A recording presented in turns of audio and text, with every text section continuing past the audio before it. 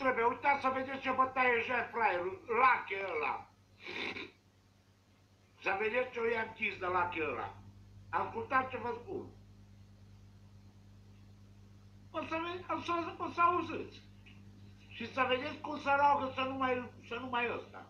Nu era mă, singură, mă jură el. Deci a ajuns un penal care l-a frecat pe ea pe la casa de copii să mă înjure pe mine. Dar nu-i bai. Nu-i nimic.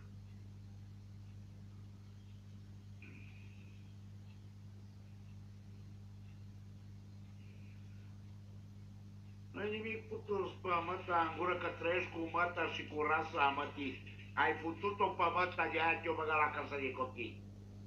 Trăiești cu măta, putut rasa în gură să-ți fut. O bași pe măta la treabă. O faci prostituată. Aha.